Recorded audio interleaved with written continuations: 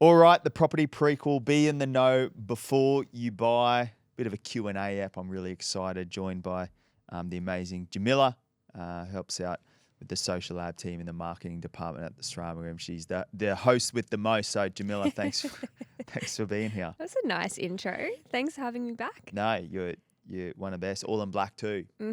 I thought I'd match Not the vibe. planned. Not planned, but I feel like it's our go-to now. Yeah, just energetically on the safe wavelength. Love that.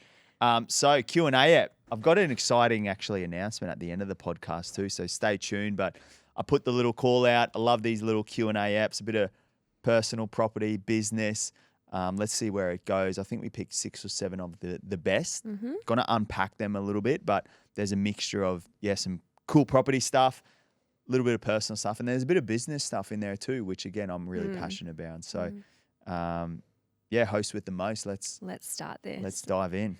All right. So first question for you. We've got how to become a full-time reno and do that as a full-time job. Yeah, Reno flipper. Like a reno flipper full-time, A lot of people ask this, right? And a lot of people have desires to become this. I think like Instagram, social media has really put a spotlight on people who are doing this kind of thing full-time. So what I mean is some of the best renovators and flippers have like individual pages now of their projects, and they've got more exposure than the people themselves, which is awesome. So what I'm noticing is people are building a brand around a product, just like a business.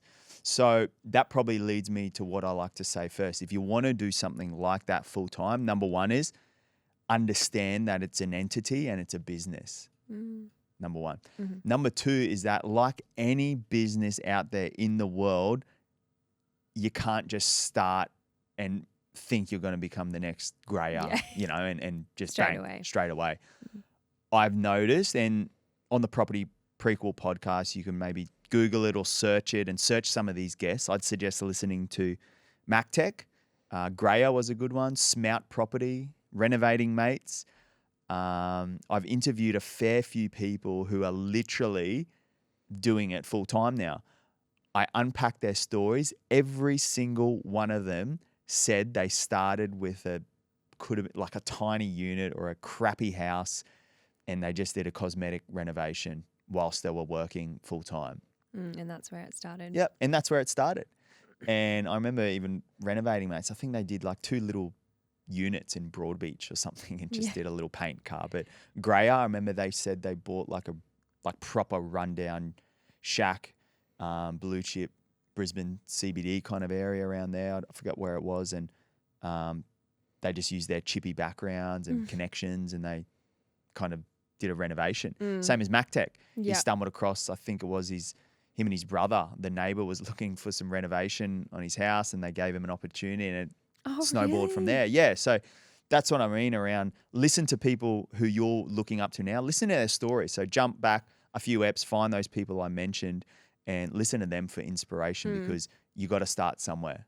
Yeah, I was going to say as well, and you do have like on social media and everything, it's like highlighted as, this is what it looks like right now, but to be able to get to that position, there's a lot of work and you've got to start from the bottom essentially. So it's a good reminder. Yeah. But it's doable. 100%. And if you combine that, just knowing, hey, to do it full time, I wouldn't recommend quitting your job and just going full time. Yeah. You'd obviously start off doing a few projects, building equity or cash base, asset base, and then obviously you can kind of take the more risk to do it full time. Second to that is if you want to do it full time, it's got to be a business entity. Like any business, there should be some sort of organizational chart, like an org chart. So in that, I'd suggest if you're not doing it full time now, start filling in your org chart with the right people, because you cannot do it alone. So few that come to mind: accountant for tax purposes, because the whole renovation flipping game, there's a lot of tax implications, things like that you have to understand. Broker, it is purely a game of finance if you're looking to do renovating and flipping full time.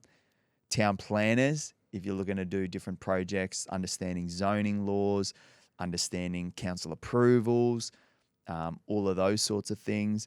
for the certain area you're looking to do these projects, building pest inspectors, buyer's agent or acquisitions manager who's going to actually find the sites for you. Maybe a interior designer or someone who's up to date with all the trends that buyers are wanting. Solicitor is a huge one. Conveyancer, because again, there's so much legalities as well when it comes to flipping and buying property. And then obviously the biggest one I think is like some sort of project manager or trades team.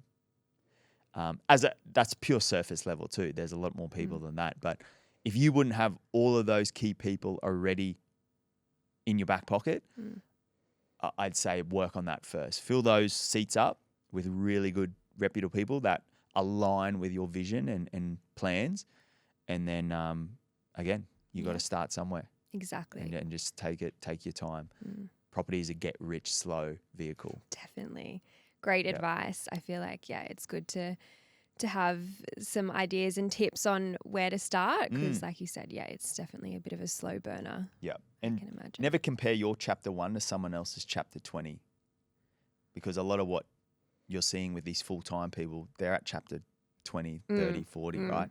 If you're someone starting out, just remember, like you said, Jamila, a lot of them started, you don't see all the background stuff on where they started. And the stress. Yeah. Yeah. Yep. Definitely. Definitely. Good advice. I feel like that there are a few good takeaways there. Do you feel like you want to add anything more to that or shall we get on to the next one? That'd probably be it. Org chart, create it, see it as a business. Like any business, you got to start somewhere and don't compare your chapter 1 to someone else's chapter 20.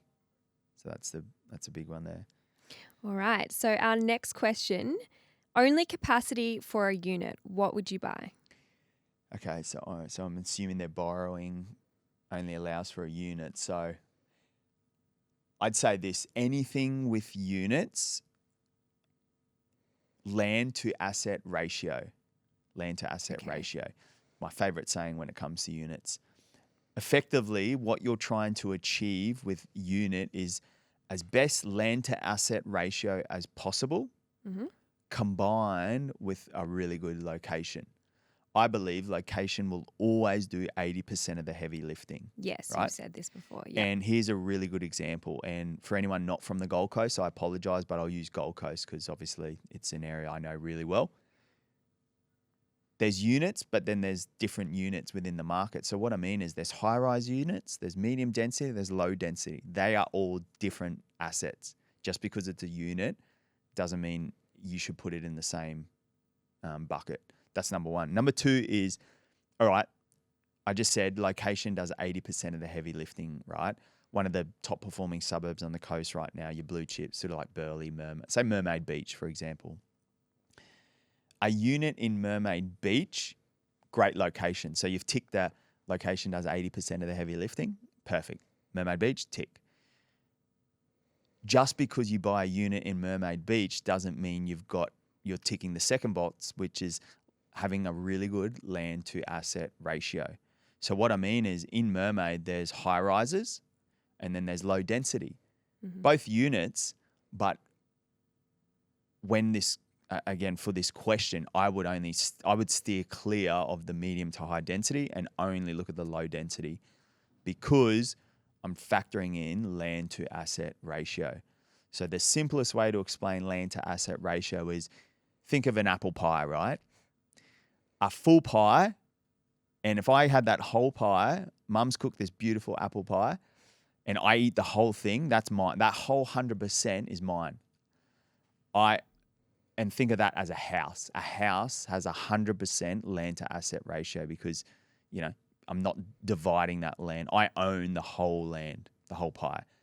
A duplex would be 50%, so which would be half of the pie. So I effectively own half of this pie. The whole pie itself is the thing that's worth the value. By getting a duplex, I now own half of that pie. Now, if we go to units, if you were thinking, again, if we use the Mermaid example, high rise, and there's, say, 50 or 60 in the complex, if we cut that pie into 50 to 60 slices, you're getting like a little, party pie size. You're not getting much. Yeah, you're getting a party pie size of that So your land to asset ratio is very small. It's very small. Yeah. Even though we're in a good location, the pie's good. You're just getting a small chunk of the pie. You have it eaten, and you're like, man, I wish I had more because I'm not full. Whereas if your capacity only can get you into a unit, I'd be focusing on trying to get as much of that pie as possible. Okay. So some of the best units I've had in my personal portfolio, some of the best units we've been able to secure for clients have been, I'd say 8 or less. 8 or less. So again, we think that pie, cut it into 8, cut it into 6, cut it into 4. Again, you've got a unit, but your slice is a lot bigger. So that's the simplest way I can explain land to asset ratio. And why, again, we go back to location does 80% of the heavy lifting. Think of the location as the type of pie. You've got this nice, warm apple pie, it's cream on it. Wow. That is the location. You want to aim for that because that pie tastes better and it's a lot more appealing to gourmet, a lot of people. Yep. It's gourmet. Love it. Blue chip pie. Everyone wants that one. Now, if we look at, again, you might say, well, Matt, what if I just had a whole pie? Does that make my land to asset ratio better and it's going to perform better than my small portion of pie over here? Not necessarily, because that small piece of pie, say your quarter or your 1/8 of that premium pie, is probably going to taste better than this pie over here. It could be a full pie, but it's no cream. It's no cream. No ice cream. The pastry is sloppy. Oh, we don't like it's cold. Pastry. It's probably cold. Not gluten free. It's not gluten free. And the meat is actually off. Oh. As well. Yeah. I'm not here for it. I don't care if you've got 100% land ownership over there. Location will do 80% of heavy lifting. So start there. Start at the premium pie, then focus on as much of that slice of pie you can get. So if your capacity is only a unit, that's the mentality I would have. Location will do 80% of heavy lifting. Focus on premium gourmet locations. And second is try and aim for as much of that gourmet pie as possible. Okay. I love this example. That's just made me understand it as well. And I feel I'm actually going to write that down for some content. Yeah. The pie analogy. That's a good one to chuck up on the Instagram. Break it down. You could even get some images of the pies. Yep, gourmet. the editing team at Socialite, they'll be able to put the pies in, and Adam and that, they'll be able to put some cool pies in there. That'll be awesome.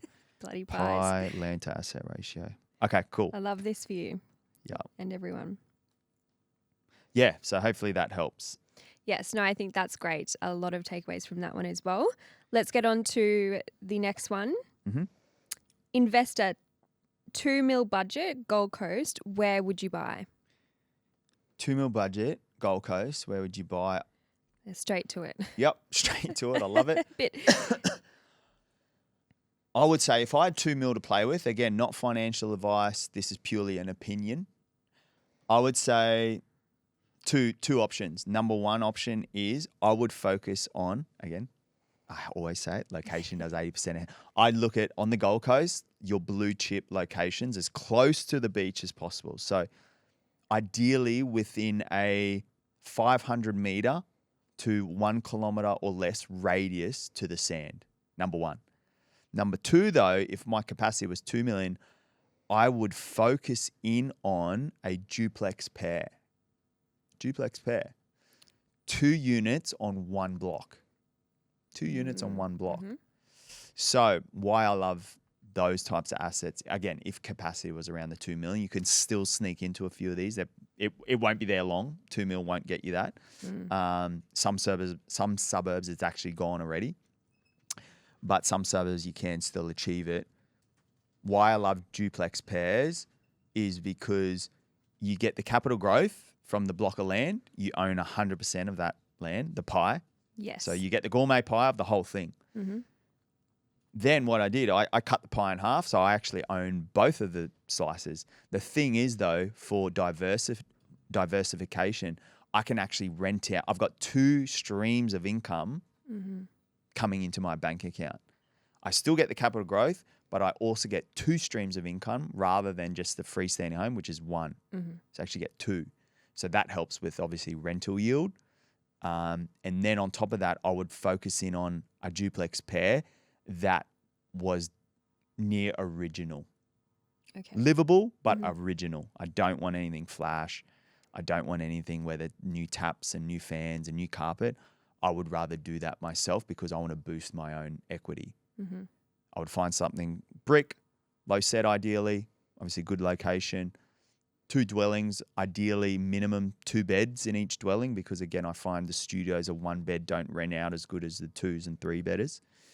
And then, just something super simple that I could do some work to. I wouldn't want to extend or go up or anything like that. Super clean, Nothing super too easy. fancy. Yeah, no body corporate. Again, just a shared insurance that you would pay.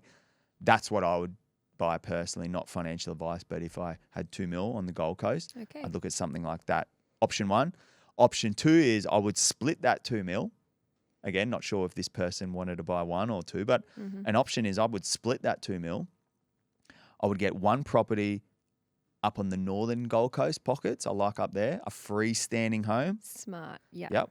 100% land to asset ratio, full pie. In an upcoming area like the northern Gold Coast. There's a few suburbs and streets that I really like, but I don't want to reveal them too. Yeah, otherwise I'm giving away the hot spots, but reach out if you want to know them. But I would focus on a freestanding home, maybe low ones, maybe $1 million to 1.1, 1.2, and then utilize that leftover 900, 800, 700K. I'd focus on either a duplex or, again, a low density unit close to the beach. Love. So then I've got diversification with 2 completely different assets and 2 completely different locations. So you could probably go north, freestanding home, and maybe low density down in the south. 2 mil, they're both going to grow at different rates, but then you've also got the insurance. You can rent them out at different price points too, which is going to help your diversification and borrowing moving forward. So that's what I would do. That's what 2 options there. Yep. Smart. I like it. Hopefully that answers the question perfectly for them and gives them I hope so. a helping hand. All right. So for our next question, how many months, years, and how quick did it take you to scale to 250K per year? Yep. So a business question, and people always use like the quarter mil, half mil, 1 mil as like little milestones in business. And I think for myself, I know, and I'm not, I don't mind sharing things and figures. I see business as it's great that I think more people should talk on these types of things. And I'll give a key tip at the end of this question to wrap it all up because there's something that I've learned big time. But for this question, so I'd say around month 7, month 8, we got to around the quarter, the 250. Our first year was 350, which I'm really proud of. But then what happened was from year kind of 1, and then we end up getting 7 figures in year 2. But what happens is year 3, it kind of plateaued. It was still up there, but kind of expenses went up and profit margin was low. And then for me, I had a real like, oh man, I must be failing or must be. Something's not going right. Yeah, something's not going right. And it was really stressful, right? What I realized was I was transitioning from the technician to the business owner. So I actually invested a lot of capital into not only team, systems, processes. Obviously, when you bring on more people, they've got to sit on chairs, desks. Space for them office to work space. out of. I didn't have an office space when I started. It was pretty much all profit. So that's what I mean. To answer the question, probably around 7, 8 months. 350 after the first, 7 figures second, but pretty much. But then on the profit margin, probably year 3 actually went down a little bit.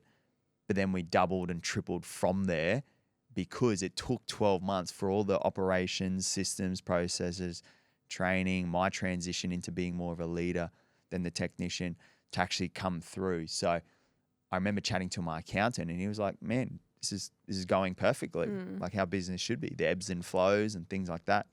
So business is not linear. Business is not always just bang straight up all the time. There's going to be times where it plateaus. There's going to be times where you might lose money, which is totally normal too. Just know that business is a journey for you. And never compare your business journey to someone who might be in business 10 years, 20 years, 30 years. I always find it's a very individual thing with business. So yeah, our goal now, I really want to, I believe in the next 3 to 5, we can get to 8 figures. But I know there's going to be times where the business will plateau and again, take different growth. I call it growth spurts because there's a new capacity ceiling where I'm going to have to solve the next problem that faces. My last piece on this is that one of my favorite sayings is revenue is vanity, profit is sanity. Cash is always king. So revenue is vanity, profit is sanity, cash is always king. So revenue doesn't mean much, right? Like when someone says, you know, I've got a 10-figure business or whatever, if they're running at a 0% profit margin, they're earning less than someone who's earned 50 grand a year, but at a 90% profit margin. You know what I mean? So that's always one thing to remember. When I understood that, it was like comparison's always the thief of joy, right? And when I started understanding that, it's just like, I can't compare myself to other businesses out there. You just got to run your own race. At the end of the day, I'm going to combine this to finish on with property. When you go to borrow for a bank and you're a business owner, you're doing well in business, you're getting revenue, but you're also now getting profit, good profit. The bank looks at that. You could have a 10-figure business and no profit. You won't be able to borrow any money from the bank. So if you want to use the vehicle of business to improve your asset base with property and investing, things like that, you really have to focus on profit. Got to focus on profit. And that's what I say is cash is king. So cash flow, like how are things happening in the business? So just something always to think about too. And knowing what business you're in as well. Like there's businesses where the plan is to exit and sell for a big capital gain. So they could be running at a loss for a few years, but they're building what I like to call EBITDA or like asset value. Like their valuation on the business is worth X, right? It could be running a loss, but their value's up there and they can sell it. Yep. Then on the other front, there's cash flow businesses which you can't really sell them, but they're spitting out a lot of profit, right? So understand business, know what lane you're in. And my biggest one is comparison is the thief of joy when it comes to business and talking numbers and things like that. Definitely, 100%. Big time. Yep. I think that's a good reminder for anyone that is, starting a business or in business to just keep that at the top of their mind. So is there anything else with that one? Not really. No, I just think like with any business, the first 12 to 24 months should purely just be focusing on building a good product and finding a niche of people that need your product. Like people call it like lead generation, I guess. So finding people who want your product, who need it. Will buy, because without pain, there's no change. And people will pay to make change. People won't pay if you can't solve their problems, right? That's what. So find who those people are who need your product and then focus on making the product so good that they'll tell their friends. Yes, and they can't say organic. No. Yeah. I always say you can't outmarket a poor business. Love it. Okay. So, advice for a buyer's agent wanting to grow their business. I feel like this is quite broad. Yeah, kind of similar, broad. Yeah, I would say for a buyer's agent, I always use the term there's a technician and then there's a manager. And the hard thing is in the buyer's agency space, it's hard to do both. You have to identify what you actually want to do. So some people really want to just stay in their lane and find amazing clients, find amazing property, and that's it.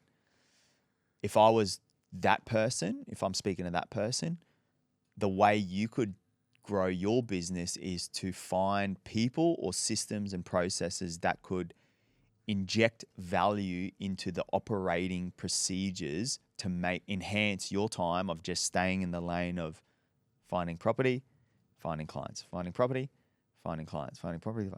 That's it. That's all you have to do. Outsource everything around that.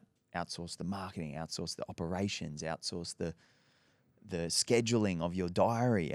Like, get an assistant. Just kind of get all that sorted so you can stay in your lane. If you want to build a team and that's you're that person, you might have to get like a sales manager or an operations manager, someone who can manage people.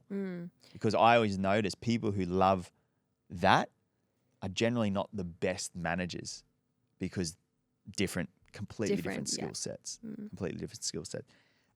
If you're on the other side where you want to grow a business and move more toward leadership, building culture, mentoring, kind of coaching, I would focus on finding people who like just finding clients and finding property, and that's it. So effectively turn into a little bit of a talent acquisition manager, like finding good people, really. Crafting a vision and slotting the right people within that. Finding the right people to support you. To support, to make the vision. Grow. I always believe you got to set a goal and vision large enough that other people can fit inside, that they can achieve theirs. Love it. So everyone, that's what I mean. Is like managing people is a tough thing too. Like I know a lot of buyers agents who have tried, talent acquisition, getting people in, but then they're like, man, I'm in an adult daycare right now. I think managing people in general, no matter what industry, it's hard. Very different hard. Personalities, and I know we've spoken about this on the podcast before, and you always say getting to know different people's personalities and how to address them. Like it is a very difficult, you definitely have to have something about you to be able to do that. Different skill set. I'm not.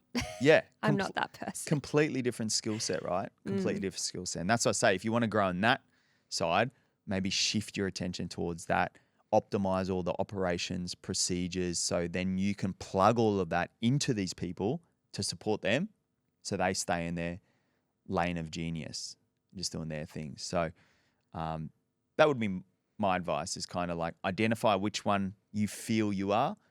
And then if you want to grow, you're going to have to find the people around your zone of genius. Create a support network for them. Create a support network. Either you're the technician who loves bringing in the business and doing the business, or you're the manager who loves finding people who help find the business and do the business.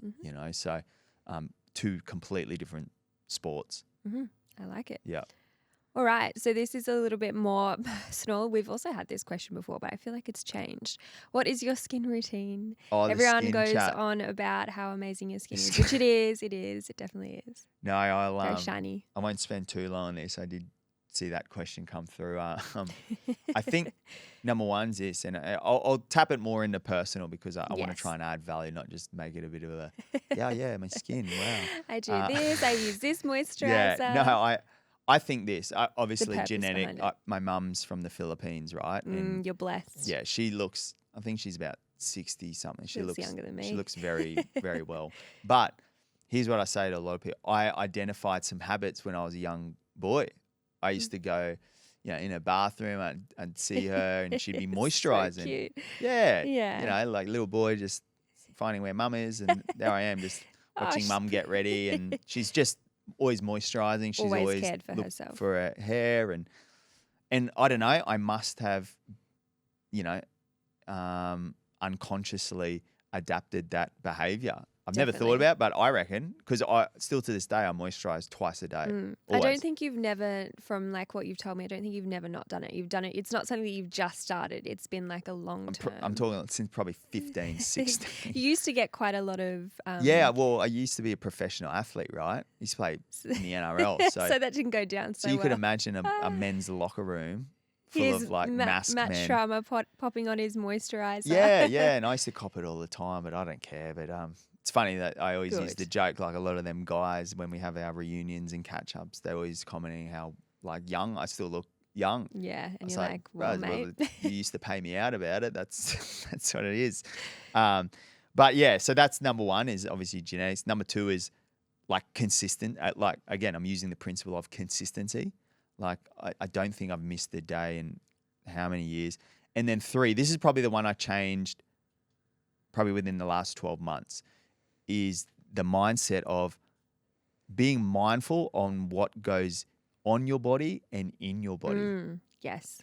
What goes on your body and in your body. And I've written that down as a bit of a mantra to apply myself to overall wellness and health. And again, the healthier you are, obviously your skin's going to be better. And I've noticed that when I change some food habits in terms of cleaning up, I try to steer clear of anything preservatives, anything not natural.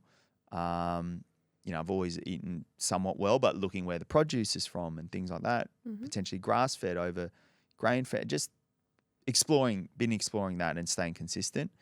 But then the second is I never really identified what goes on my body.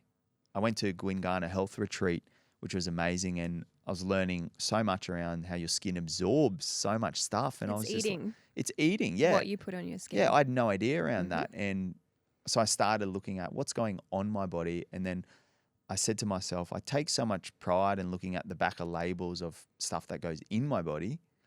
Why don't I start looking at labels on what goes on my body? And I was shocked. I realized a lot of the things from the supermarket and, I love a deal. So I'd get the cheapest, whatever, like skincare and that. I'll look at the back and it's just full of like stuff I've never even heard of, all these numbers. And so I cut all that out and just went natural now. So I literally stick to the basics of natural moisturizer day and night. And then I use coconut oil actually a lot of time for skin and hair and natural toothpaste. And that's it. That's really it.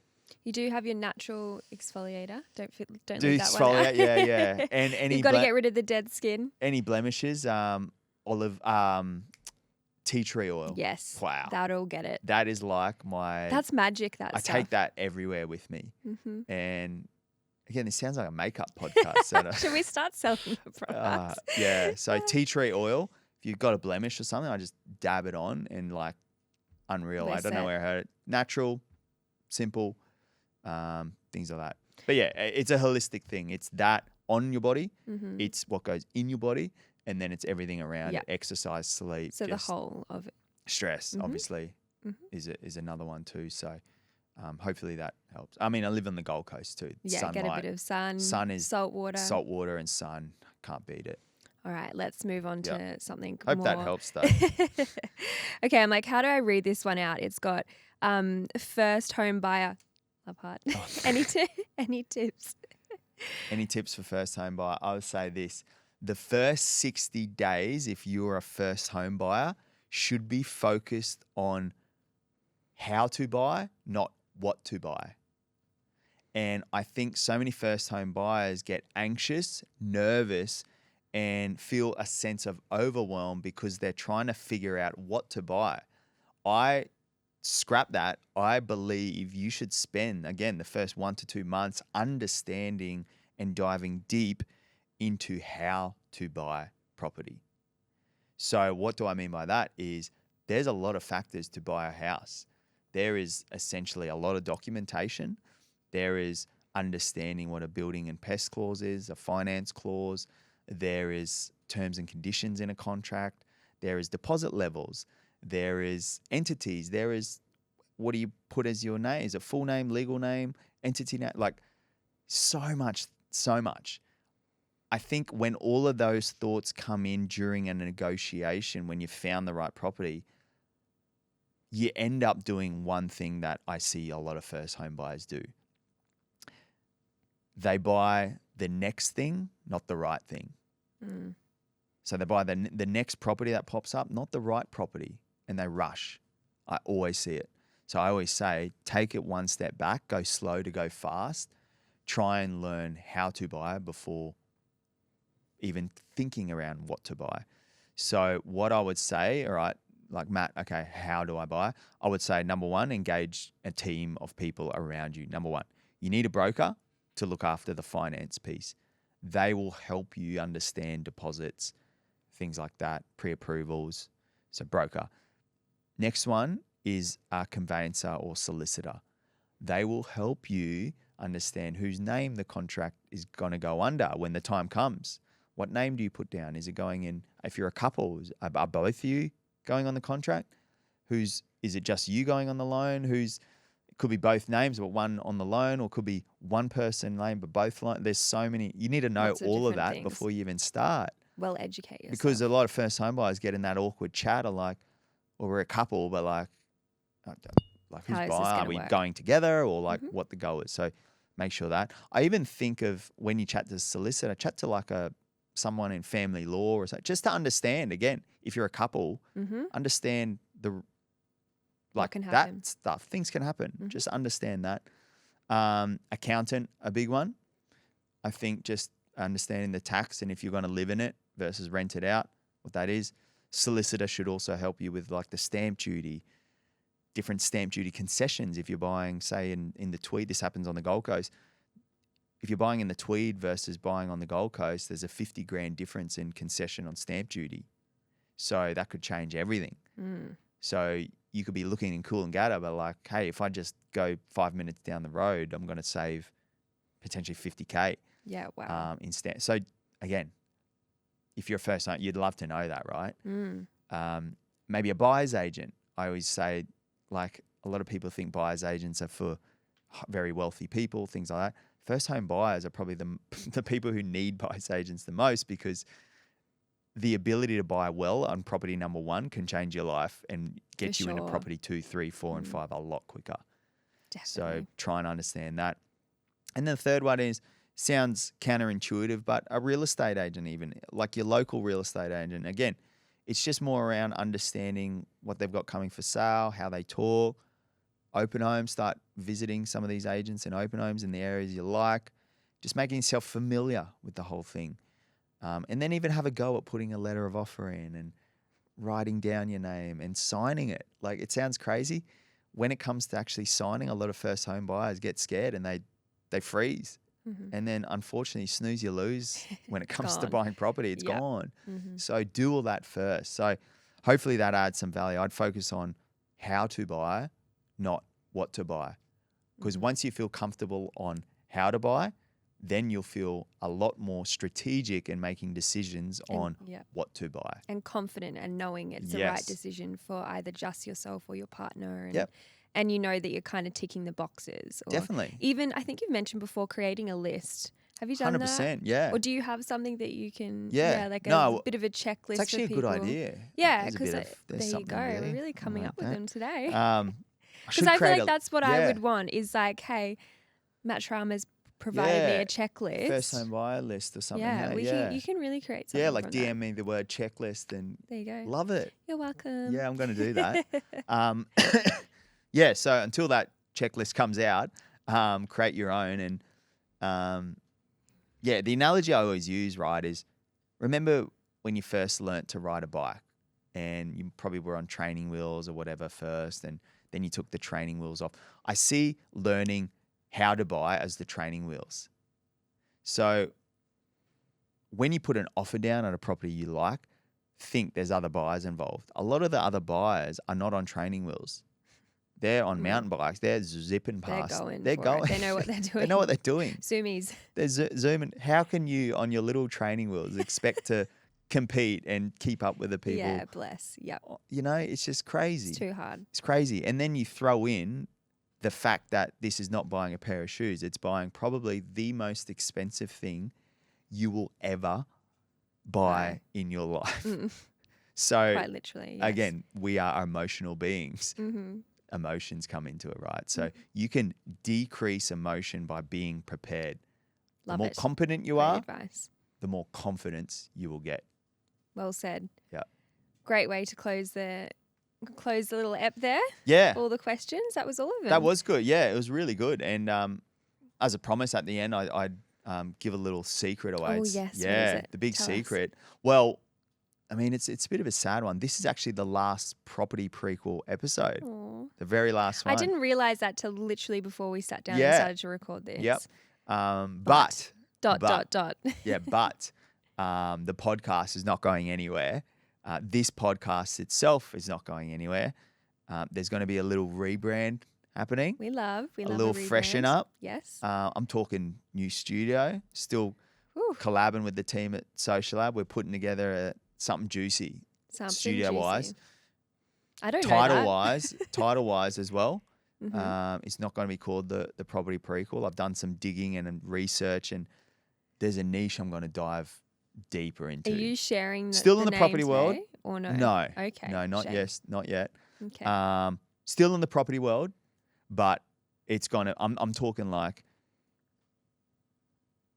niche. Deep. We're niching. Like as in like if you want value in this certain topic, this is gonna be the one for all podcast. Okay. And it is going to be epic. And I've got some guests already lined up. I've got some Q&As. So we'll still be doing Q&As and things like that. So I'm still hired. You're still here. Your contract is continuing. Yes. We love.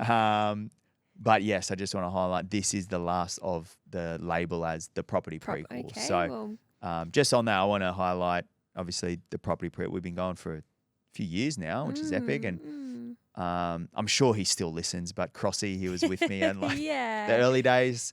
And he helped me come up with the name, and we did that competition. It's just crazy thinking how quickly time flies. So shout out to my original host, Crossy, and all the amazing guests for the property prequel. Definitely. So all those episodes will still be within Apple and Spotify, wherever you listen, YouTube. It's just getting a little freshen up. A little makeover. A little makeover. Cannot wait. It's going to be pumping. And the last thing, Jamila, is we're actually increasing the amount of times you're going to hear my voice in a week and a month. There you go, everyone.